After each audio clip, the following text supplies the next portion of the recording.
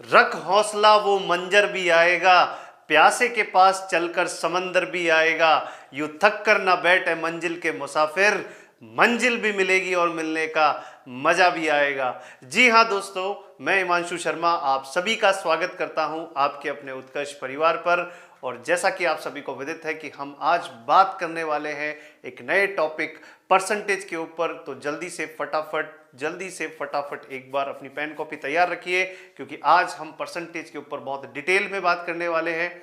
चलिए, सभी को गुड मॉर्निंग, सभी को शुभ प्रभात, सभी का स्वागत है। फटाफट जल्दी से अब इधर बोर्ड पर ध्यान दीजिएगा, क्योंकि हम बात करेंगे परसेंटेज के ऊपर, प्रतिशत के ऊपर। और ये बहुत ही इंपॉर्टेंट टॉपिक है। इसी से ही आपके आगे के जो टॉपिक है प्रॉफिट लॉस, ये सभी इससे आपके SICI, ये भी आप लोगों के इसी टॉपिक से रिलेटेड रहने वाले हैं। तो इस टॉपिक के ऊपर आप लोगों की नॉलेज अच्छी होना जरूरी है, साउंड होना जरूरी है, तभी आप इस से आगे आने वाले जो प्रॉफिट लॉस, SICI, इस तरह के जो टॉपिक्स हैं, इसके अंदर भी आप बहुत अच्छे से अपने क्वेश्चंस को सॉल्व कर पाएंगे, उसे आप समझ पाएंगे, उसकी एक अंडरस्टैंडिंग आप ले पाएंगे। चलिए, तो यहां पर सबसे पहले हेडिंग लगा लीजिए परसेंटेज, यानी कि प्रतिशत।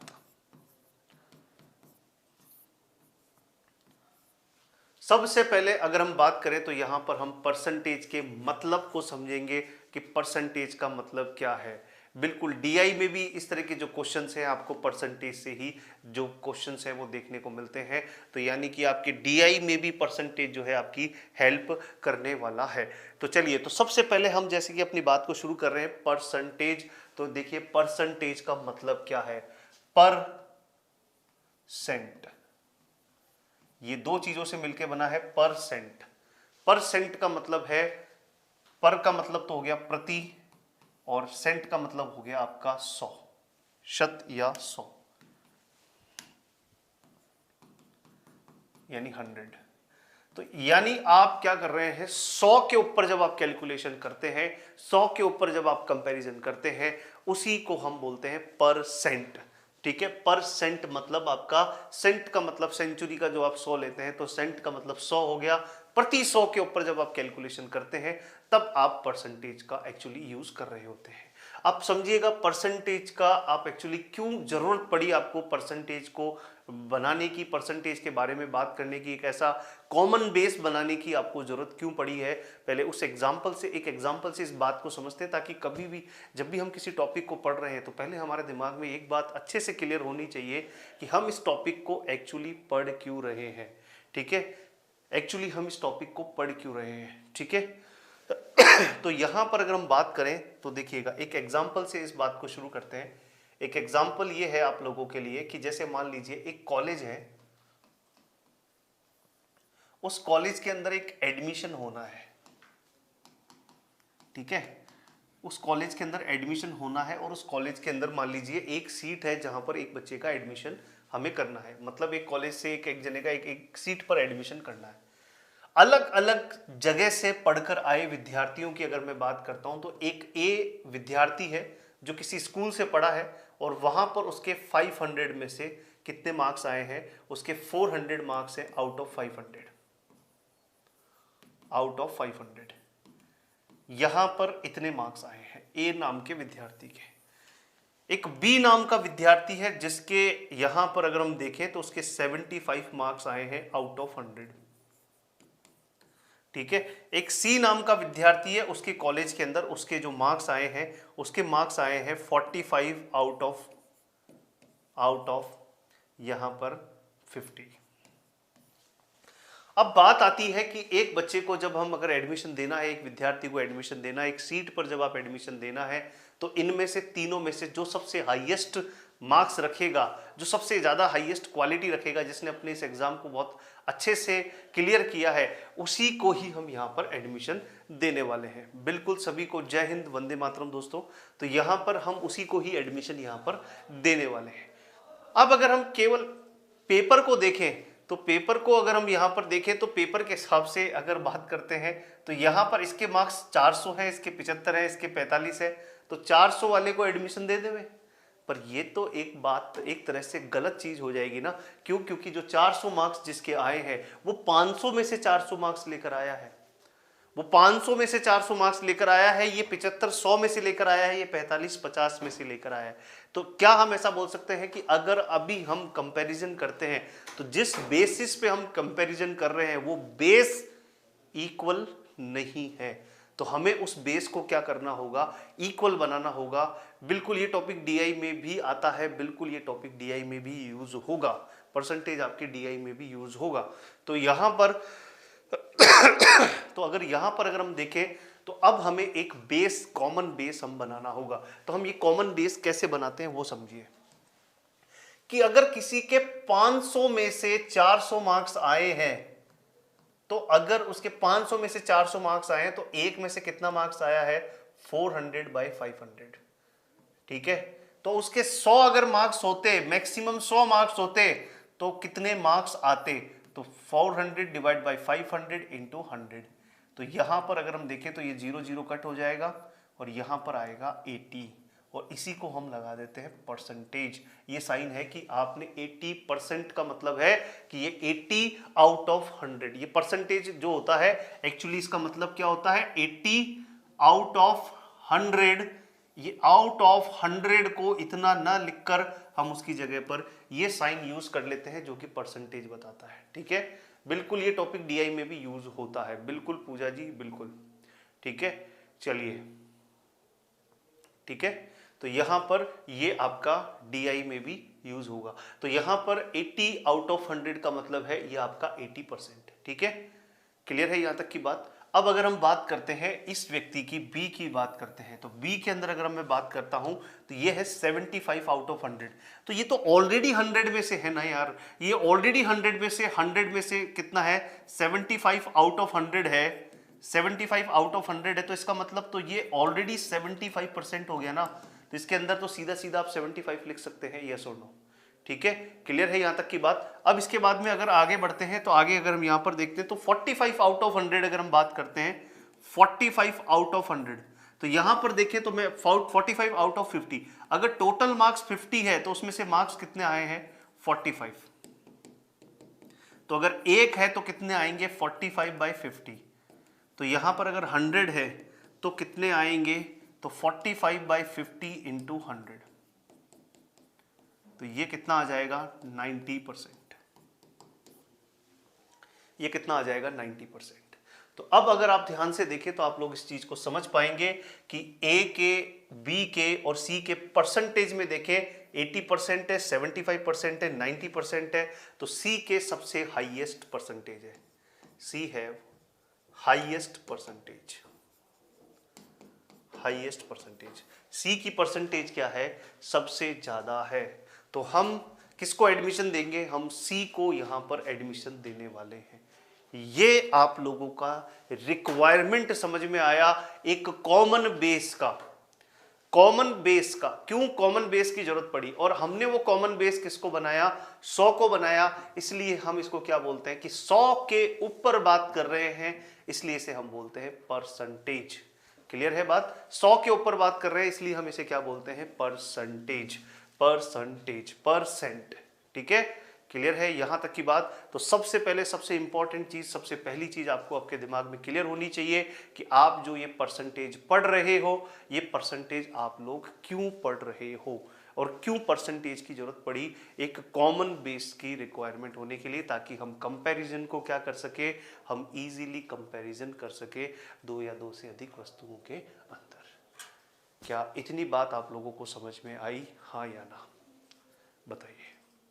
इतनी बात आप लोगों को समझ में आई, यस और नो। क्लियर है यहां तक की बात, चलिए ठीक है, क्लियर है यहां तक की बात। अब आगे बढ़ते हैं, आगे देखते हैं। आगे देखिएगा, परसेंटेज से अगर हम आगे बढ़ते हैं, आगे अगर हम बढ़ते हैं तो आगे देखिएगा, आगे परसेंटेज के बारे में अभी पूरा पूरा आपका फोकस, सभी का फोकस केवल अभी परसेंटेज को समझने में होना चाहिए। बाकी की चीजें जो भी आप पूछेंगे बाद में करेंगे अपन डिस्कस। अभी आपका फोकस केवल जो है वो किस में होना चाहिए, अभी समझने के ऊपर होना चाहिए। ठीक है, क्लियर। तो परसेंटेज का मतलब समझ में आ गया। अब मैं आप लोगों को समझाता हूं कि परसेंटेज को फ्रैक्शन में कन्वर्ट करना। जो सबसे इंपॉर्टेंट चीज है परसेंटेज को फ्रैक्शन में कन्वर्ट करना, ठीक है, परसेंटेज टू फ्रैक्शन। ये सबसे मतलब ये कह सकते हो कि इस चैप्टर का जान है, ये जो चीज मैं यहां पर डिस्कस करने जा रहा हूं, percentage to fraction, percentage to fraction, percentage to fraction, प्रतिशत से भिन्न, प्रतिशत से भिन्न।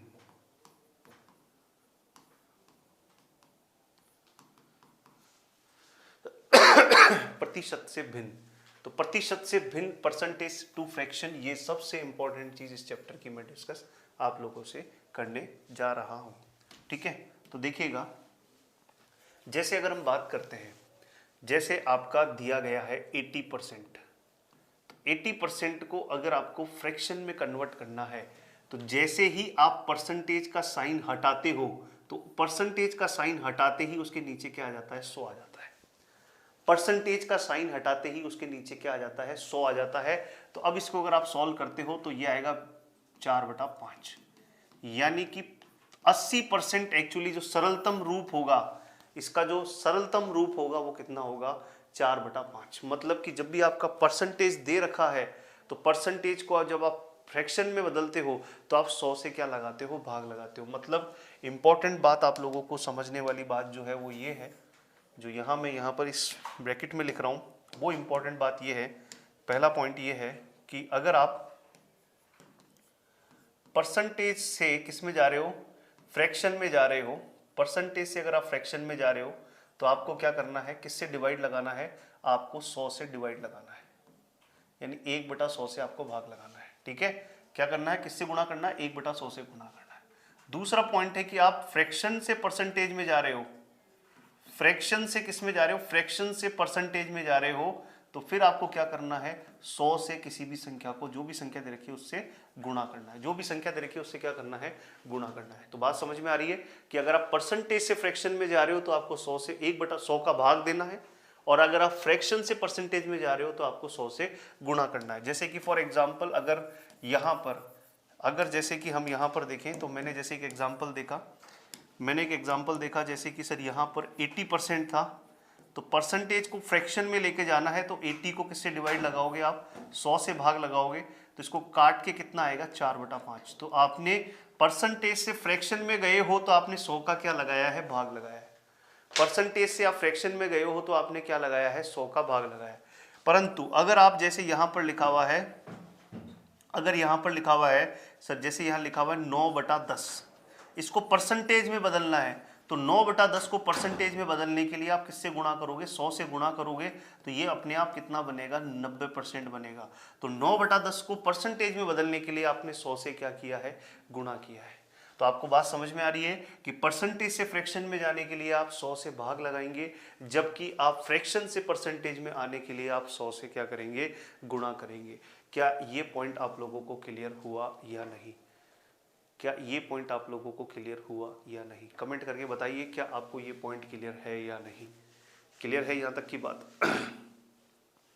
परसेंटेज को फ्रैक्शन में कन्वर्ट करने के लिए 100 से गुणा किया जाएगा, 100 से भाग लगाया जाएगा, फ्रैक्शन को परसेंटेज में बदलने के लिए 100 से गुणा किया जाएगा। ठीक है, क्लियर, यहाँ तक की बात आप लोगों को एकदम समझ में आ रही है यहाँ तक की बात। अब इसी से आगे जो इंपॉर्टेंट पॉइंट जो मैं यहां पर लिखने जा रहा हूं कि यहां पर सॉरी, कुछ ऐसे फ्रैक्शंस हैं जिनका परसेंटेज हमें क्या करना है, याद करना है, ताकि जब हम इस चैप्टर के अंदर क्वेश्चंस को करेंगे तब आप लोगों को तब आप इन लोगों को इन फ्रैक्शंस को आप काम में लेंगे। जैसे पहला है कि अगर 1/1 लिखा है तो उसको परसेंटेज में लिखा जाएगा 100%। आप दोनों तरह से याद रखिएगा कि 1/1 को 100 और 100% का मतलब है 1/1, दोनों तरह से आप लोगों को इनको याद करना है। और आप इस चीज को कन्वर्ट करना है, तो जैसे कि 1/1 को 100 कैसे लिखा है परसेंटेज में, तो इसका लॉजिक ये रहा, फ्रैक्शन से परसेंटेज में है मतलब 100 से गुणा करना है, तो 1/1 को 100 से गुणा करोगे तो अपने आप क्या आएगा, 100% आएगा। बैठ गया दिमाग में, क्लियर है यहां तक की बात। ऐसे ही अगर आप देखें तो 1/2 को अगर आपको देखें तो ये बनेगा 50%। तो 1/2 50%, 50% का मतलब 1/2, ये दोनों याद होनी चाहिए। और कन्वर्ट कैसे किया है, तो कन्वर्ट ऐसे किया है कि 1/2 को किससे गुणा करना है, फ्रैक्शन को परसेंटेज में कन्वर्ट करना है। तो 1/2, तो ये कट करके कितना आ गया 50%। आया समझ में कि किस तरह से मैं ये चीज लिख रहा हूं, ठीक है। इसी तरह से 1/3, तो मैं आपको बता दूं कि 1/3 का मतलब होता है 33 सही 1/3%, या फिर इसको 33.33% भी बोला जाता है।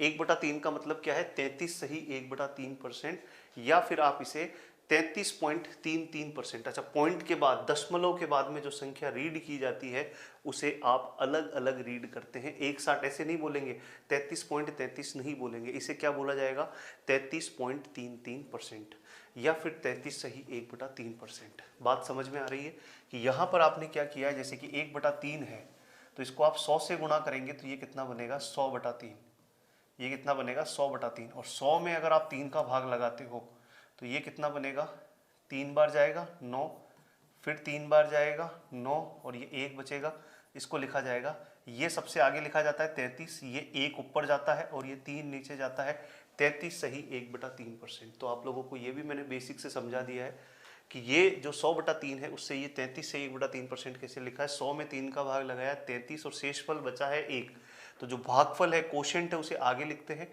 शेषफल को सबसे ऊपर और जो डिवीजर है उसे सबसे नीचे लिखते हैं। तो 33 सही 1/3%। तो आप लोगों को समझ में आ रहा है कि अगर 1/3 है तो उसको आप 33 सही 1/3 भी लिख सकते हैं, 33 सही 1/3 या 33.33 भी लिख सकते हैं, या फिर अगर आपके 33 सही 1/3% लिखा है तो उसे आप 1/3 कन्वर्ट करके लिख सकते हैं। आप लोगों को दोनों तरह से चीज़ें आनी चाहिए कि 33 से 1/3% लिखा है तो उसको फ्रैक्शन में कितना बोला जाएगा, उसका जो सरलतम रूप होगा फ्रैक्शन वो कितना होगा 1/3 होगा। ये खोपड़ी में भेजे में घुसनी चाहिए ये बात, ठीक है। अगला जैसे हम देखें तो अगला पॉइंट होगा 1/4। तो 1/4 का मतलब होगा 25%। 1/4 का मतलब कितना होगा 25%। तो आप जैसे 100 है तो 100 में अगर आप 4 का भाग लगाओगे तो कितना आएगा 25% आपको देखने को मिलने वाला है। 100 में अगर आप 4 का भाग लगाओगे तो कितना आएगा 25%। इसी तरह से अगर हम बात करें 1/5, तो 1/5 कितना आएगा, ये आएगा 20%। 1/5 कितना आएगा 20%। फिर अगर हम देखें तो 1/6, 1/6 कितना आएगा, तो यह आएगा 16 सही 2/3%, या फिर 16.66%, ठीक है 16.66%। अच्छा, ये चीज़ भी आपको समझा दूं कि सर ये दोनों बातें समझाओ कि सर 16 सही 2/3%, तो आप लिख दोगे ये 16.66 कैसे लिख रहे हो। तो मैं आपको बता दूं कि जैसे 1/6 है तो इसको फ्रैक्शन को जब आप उसमें कन्वर्ट करोगे तो ये कितना बनेगा 100/6। तो 100 में किसका भाग लगाओगे आप 6 का भाग लगाओगे, 100 में किसका भाग लगाओगे 6 का भाग लगाओगे। तो 6 एकम 6, और ये आपका 6 छंग 36, ठीक है। तो ये कितना आएगा 4, तो ये आएगा 16 सही 4/6। इसको कट कर दो तो ये कितना आ जाएगा 2/3। तो 16 सही 2/3। तो ये तो समझ में आ गया कि 16 सही 2/3% कैसे लिखा है। अगर हम इसको ऐसे ना करके ऐसे करते कि हम, ये तो समझ में आ गया सर 16 से 2/3% कैसे आया, 16.66% कैसे आया वो भी समझा दो एक बार। तो सर देखो, अगर आप देखें तो सर इसको पहले कट कर लूँ मैं, तो ये आएगा 50/3, ठीक है ना। 2 से कट कर दिया तो 50/3। तो देखो 3 एकम 3, ये आ गया 10। फिर यहाँ पर आपका देखें तो 3 एकम 3, तो सॉरी 20, 2 आएगा और 20 और 3 छिंग 18, और ये बचा 2। अब पॉइंट लगाकर आप क्या कर सकते हो, एक जीरो लगा सकते हो। तो 3 छिंग 18, फिर से 18, फिर यहाँ पर 2 शेष बचेगा, फिर जीरो, पॉइंट की वजह से एक जीरो लगा दिया, 3 छिंग 18, और इसी प्रकार ये आगे चलता जाएगा ये क्रम। तो 16.66 और इसी प्रकार आगे।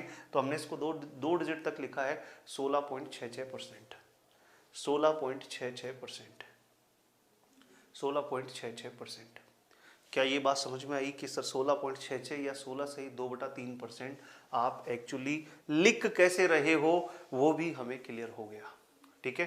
तो 16.66 या फिर जो आपने 16 सही 2/3% लिखा है वो एक्चुअली कहाँ से आया है उसके बारे में भी जानकारी हमने जुटा ली है, ठीक है। इसी तरह से अगर हम बात करें तो सर जैसे 1/7 है, तो ये आता है 14.2/7% या फिर 14.28%। अब मैं ये मान के चल सकता हूँ कि आप लोगों को ये चीज़ समझ में आ गई है। तो अब मैं जो 1/7 लिखा है उसको 14.2/7% लिखा है, 100/7 करके मैंने डायरेक्टली लिखा है। आपको ये चीज़ ये समझ में आ गई है, ठीक है। इसी तरह से अगर हम देखें यहां पर फिर है आपका 1/8। तो 1/8 का मतलब होता है 12 सही 1/2%, या फिर हम इसको बोलते हैं 12.5%।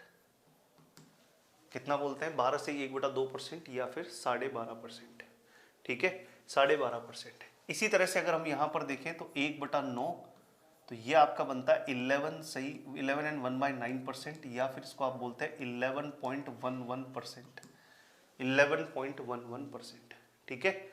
ये आप लोगों को याद करने पड़ेंगे अभी। ये है आपके 1/10, तो इसको हम बोलते हैं 10%, इसको हम क्या बोलते हैं? 10%, ठीक है, ये 10%।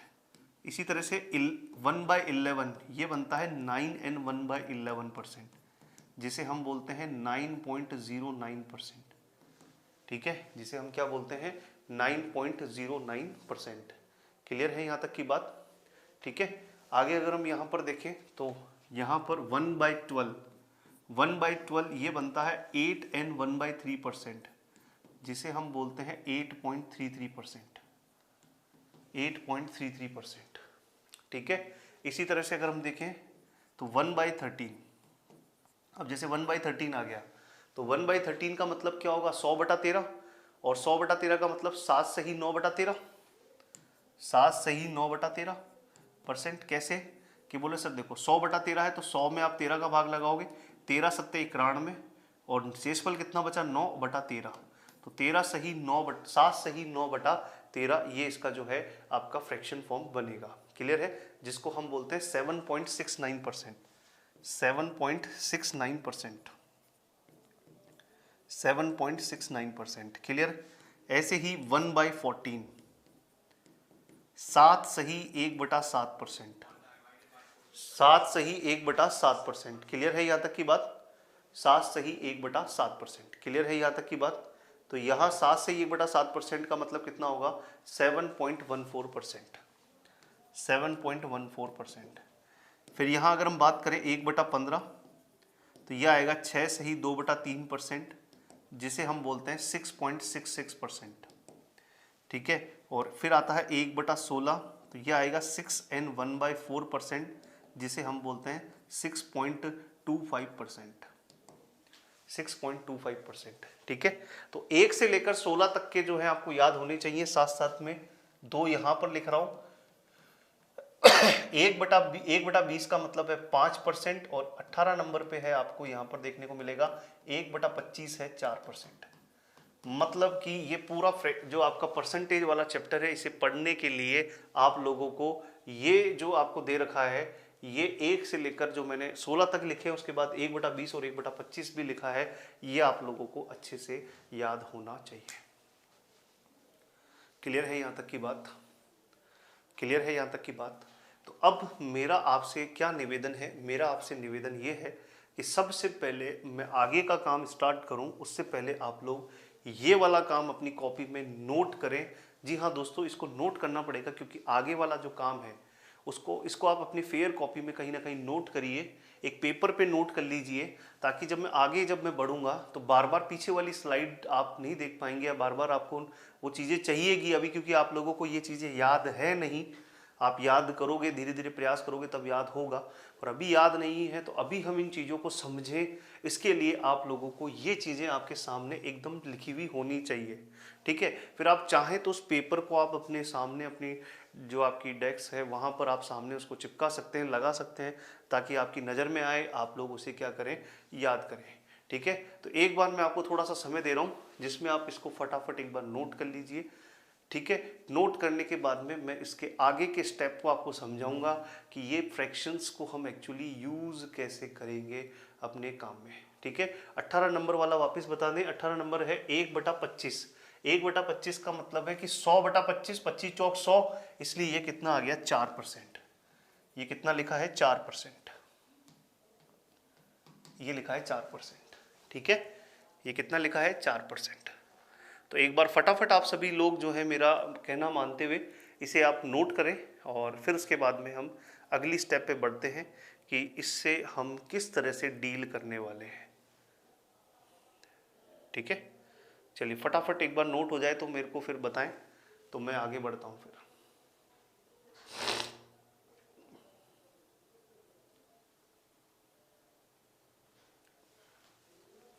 12 नंबर पे देखें तो 1/12 है, जिसका मतलब है आपका 100/12, जिसको आप लिखेंगे 8n1/3% या फिर 8.33%।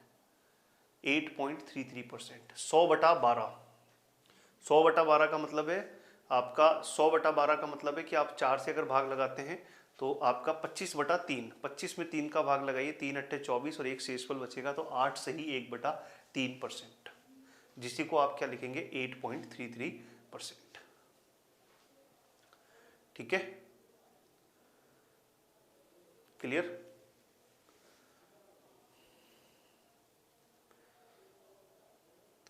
क्लियर है? यहां तक कोई दिक्कत नहीं? क्या मैं आगे बढ़ सकता हूं?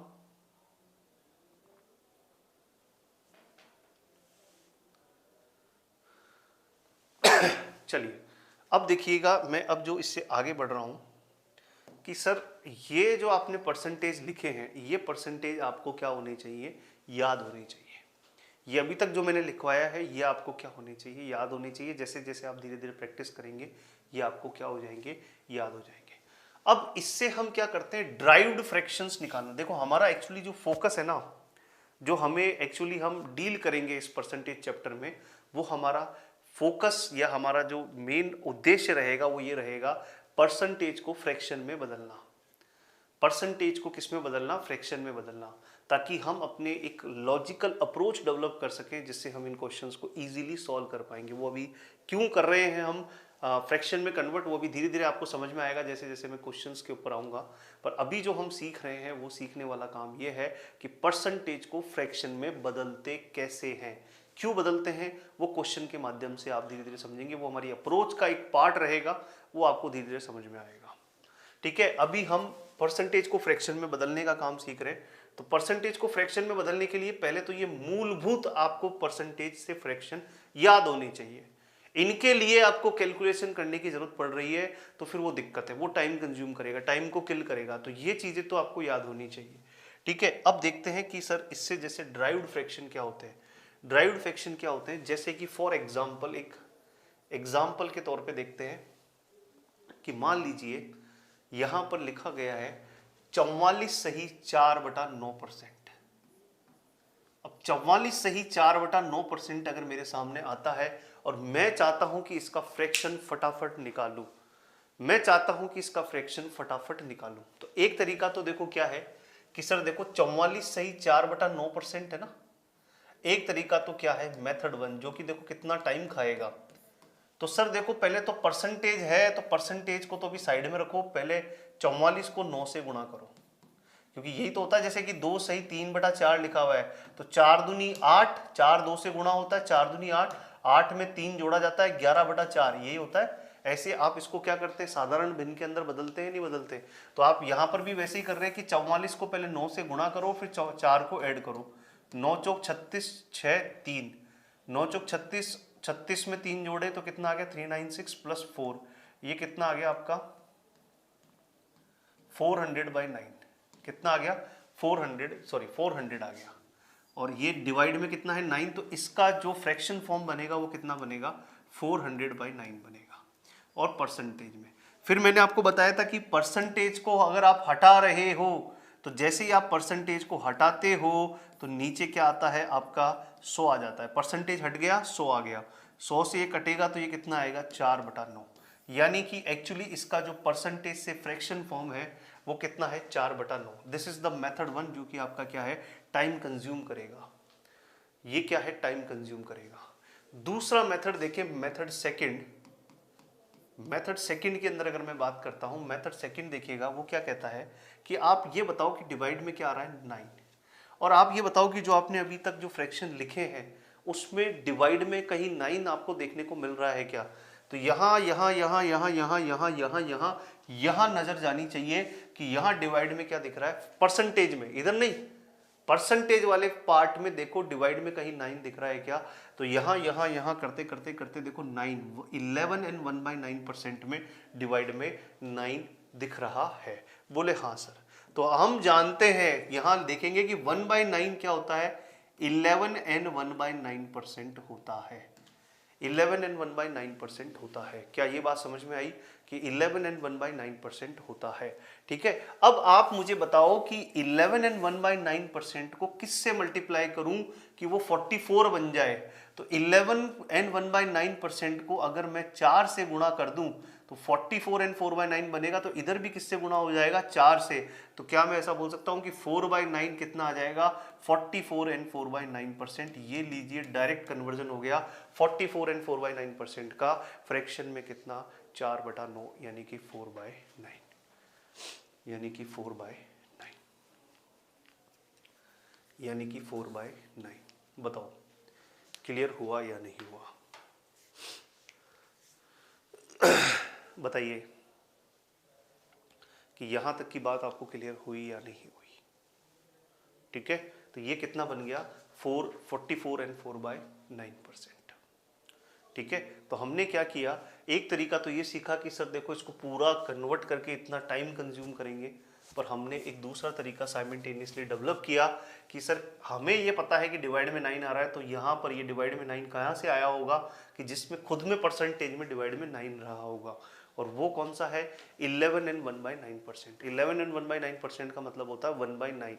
अब 11 एंड 1/9% को किससे मल्टीप्लाई करूं कि वो 44 में कन्वर्ट हो जाए या 44 के आसपास चला जाए, 44 से जस्ट छोटी संख्या बन जाए, तो वो है 4। तो 4 से मल्टीप्लाई किया तो 44 एंड 4/9%, और वहां से हमने इसका पिक कर लिया है। बात समझ में आई? बात समझ में आई कि इस एग्जाम्पल को हमने किस तरह से डील किया है? ठीक है। अब ये काम हम डायरेक्टली करने वाले हैं। देखो और एग्जाम्पल देखो, मैंने लिखा दोस्त 80%, और मैं जानना चाहता हूं कि इसका फ्रैक्शन फॉर्म क्या होगा। अरे एक एग्जाम्पल अभी नहीं, मैं तो बहुत सारे एग्जाम्पल अभी इस पे करवाने वाला हूँ। एक नहीं, अभी तो बहुत सारे एग्जाम्पल मैं इस पे करूंगा, और आज मैं केवल इसी पे काम करूंगा कि परसेंटेज को फ्रैक्शन में कैसे बदलते हैं। आज हम इसी पे काम करेंगे, परसेंटेज को फ्रैक्शन में कैसे बदलते हैं।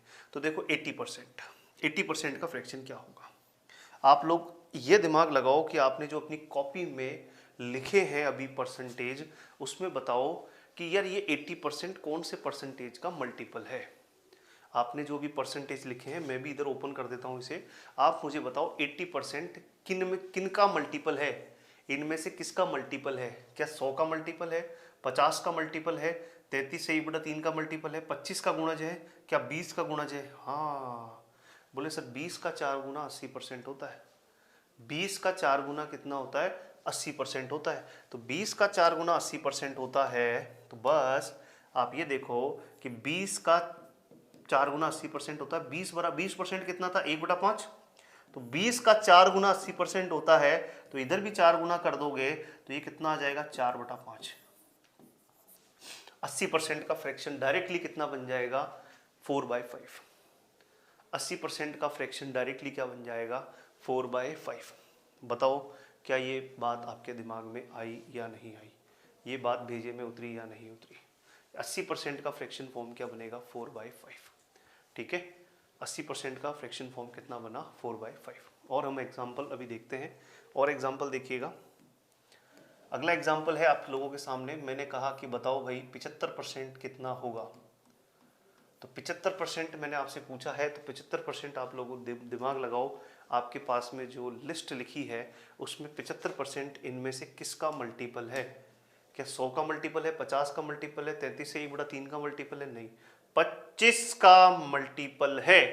बोले 25 का 3 गुना 75 होता है। बस खत्म बात।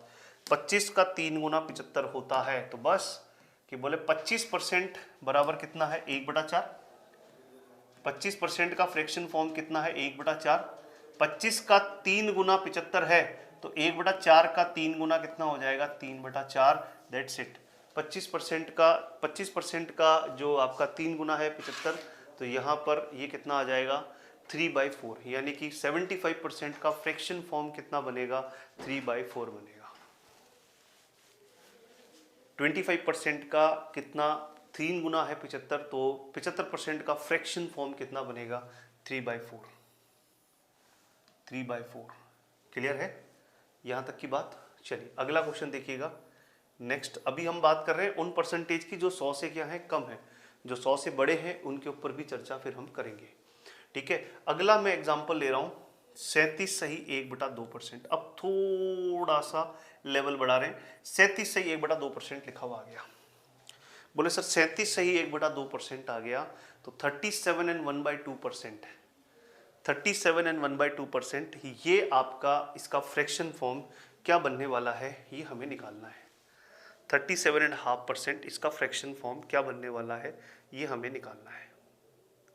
ठीक है, तो 37.5% का फ्रैक्शन फॉर्म क्या बनेगा, तो आप लोग ये बताएं कि 1/2 डिवाइड में इनमें से सबसे पहले कहाँ दिख रहा है। डिवाइड में 2 था ना, तो डिवाइड में 2 चाहिए, तो देखो डिवाइड में 2 सबसे पहले कहाँ दिख रहा है, ये रहा 12.5%। ठीक है, तो 12.5% में डिवाइड में 2 दिख रहा है, तो यहीं से ही ये ओरिजिनेट हुआ होगा, यहीं से ही ये क्या हुआ होगा, ओरिजिनेट हुआ होगा।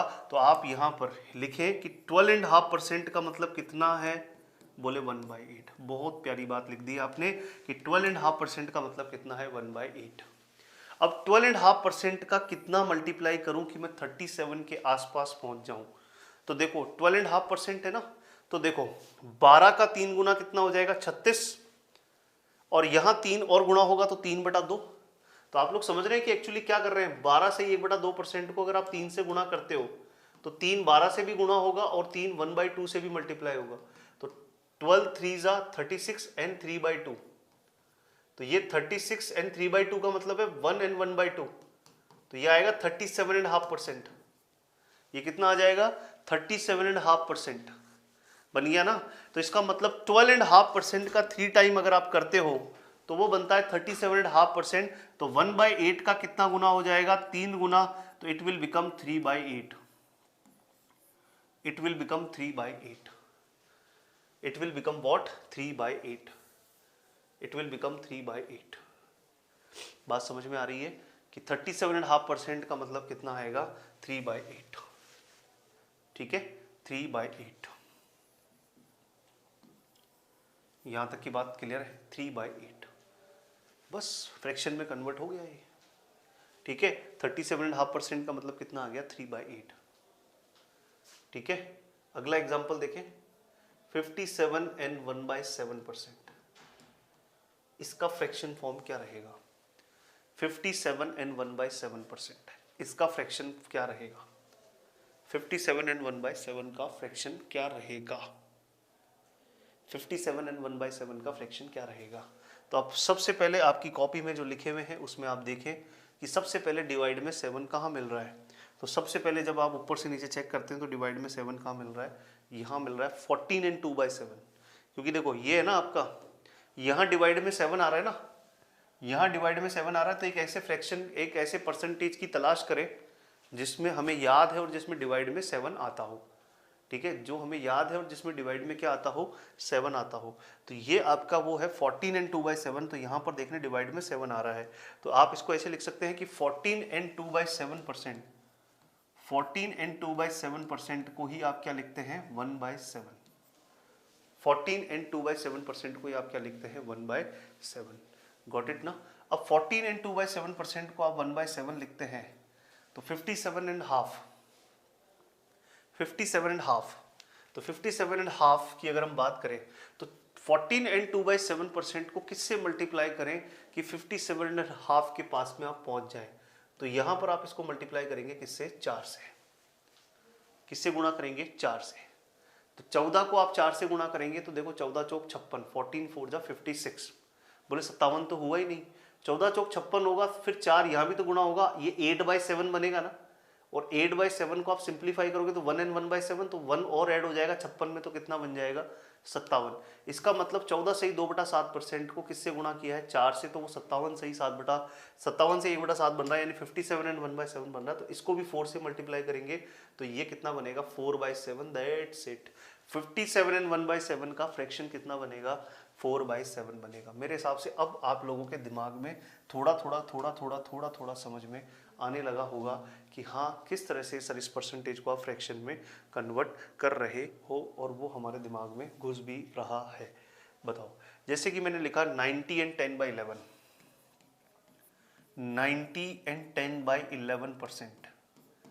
अब इसका फ्रैक्शन फॉर्म अगर मुझे निकालना है 90 एंड 10/11, तो आप लोग अपनी खोपड़ी लगाओ। आप लोगों के पास में परसेंटेज की एक लिस्ट जो मैंने आप लोगों को लिखवाई है, पेपर पे आपने लिखी है पूरे उत्साह के साथ में। अब आप लोग बताओ कि यहाँ पर डिवाइड में क्या आ रहा है? 11 आ रहा है। तो आपको जो याद करवाए हैं उसमें डिवाइड में 11 कहाँ आ रहा है, और आप 90 एंड 10/11 को किस प्रकार से फ्रैक्शन में कन्वर्ट करोगे? बताओ, 90 एंड 10/11 को आप किस तरह से फ्रैक्शन में कन्वर्ट करोगे?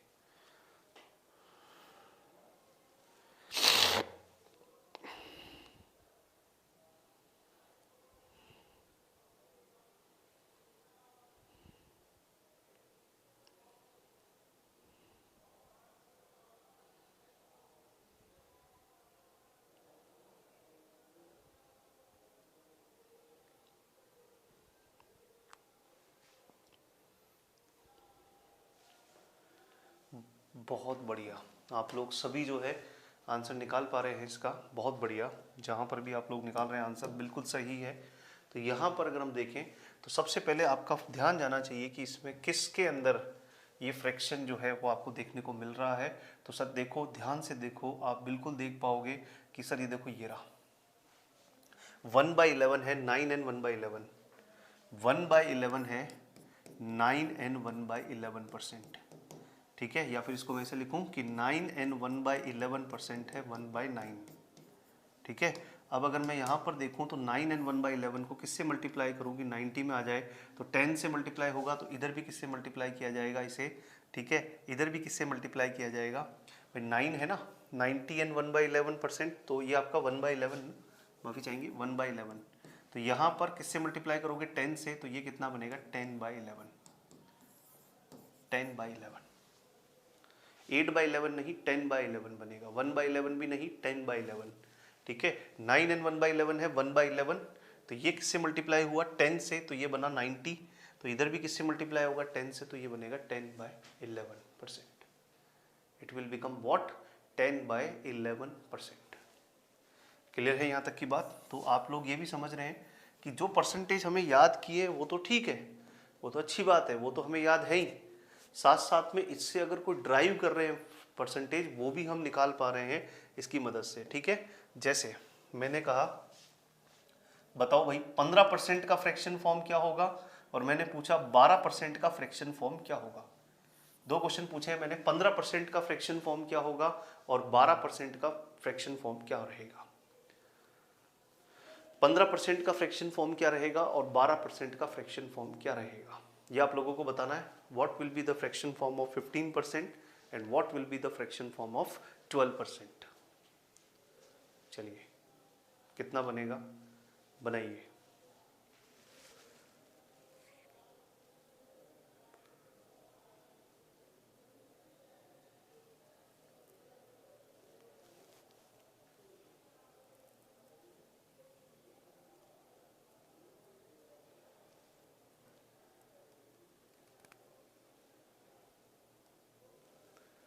पंद्रह परसेंट और 12% का फ्रैक्शन फॉर्म क्या रहेगा? तो 15% और 12% का फ्रैक्शन फॉर्म क्या रहने वाला है? तो 15% और 12%, तो 15% का फ्रैक्शन फॉर्म कैसे निकालोगे? तो आप लोगों को दिमाग लगाना है कि सर 15% किसका मल्टीपल है? तो 15% मल्टीपल है 5% का। 15% मल्टीपल है किसका? 5% का। सीधा सीधा दिमाग लगाओ ना, 15% किसका मल्टीपल है? 5% का। और 5% कितना होता है? 1/20। 5% कितना होता है? 1/20। 5% होता है 1/20। तो 15%, 5 का 3 गुना है 15%, तो यहाँ 20 का 3 गुना हो जाए, 1/20 का 3 गुना कितना हो जाएगा? 3/20। That's it, 3/20। ठीक है, 3/20, बहुत बढ़िया, वेरी गुड। ठीक है, इसी तरह से 12% की अगर हम बात करें तो 12% किसका मल्टीपल है? 4% का। और 4% क्या होता है? 1/25। 4% कितना होता है? 1/25। तो 4% का कितना गुना है, 4% का 3 गुना है, तो इधर भी 3 गुना कर दीजिए, तो ये कितना आ जाएगा 3/25, 3/25। तो 12% का फ्रैक्शन फॉर्म कितना आ जाएगा 3/25। तो ये आपका बन गया 3/20 और ये बन गया 3/25। ठीक है, एक बार फिर से रिपीट करता हूं, 15% है तो किसका मल्टीपल है, 5% का मल्टीपल है। 5% का मल्टीपल है, आप जानते हैं 5% कितना था, 5% 1/20 था। तो ये तो आप लोगों को याद करना ही होगा कि 5% कितना है, 1/20 है। तो 5% 1/20 है, तो 5% का 3 गुना है, तो 5% का 3 टाइम है, तो 1/20 का भी 3 टाइम कितना हो जाएगा 3/20। एंड सिमिलरली फॉर 1/4%, तो 4% इज इक्वल टू 1/25 है, तो 4% का 3 टाइम है, तो 1/25 का 3 टाइम कितना हो जाएगा 3/25, 3/25। ठीक है, 3/25, 3/25। ठीक है, 3/25। गॉट इट ना, क्लियर है यहाँ तक की बात। चलिए अगले क्वेश्चन की ओर बढ़ते हैं। अगला क्वेश्चन देखिएगा, अगर आपको दिया गया है यहाँ पर 66 एंड 2/3%, इसका फ्रैक्शन फॉर्म क्या रहेगा। 66 एंड 2/3%, 66 एंड 2/3%, इसका बताओ 66 एंड 2/3% का फ्रैक्शन फॉर्म क्या रहेगा। 66 एंड 2/3%, इसका फ्रैक्शन फॉर्म क्या रहेगा।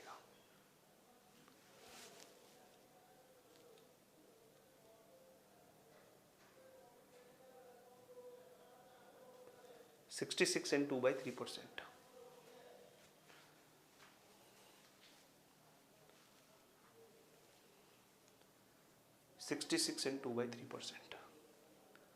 तो 66 एंड 2/3%, तो आपका सबसे पहला फोकस किस पे जाना चाहिए कि सर यहाँ पर डिवाइड में क्या देखने को मिल रहा है, 3 देखने को मिल रहा है। बिल्कुल, बहुत बढ़िया।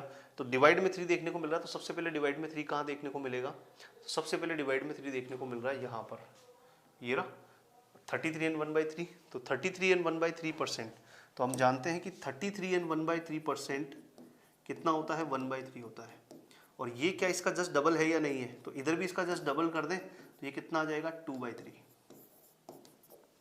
2/3, 22/3 नहीं, 2/3, ओनली 2/3, ओनली कितना आ जाएगा 2/3, इसका सही आंसर आपको देखने को मिलेगा।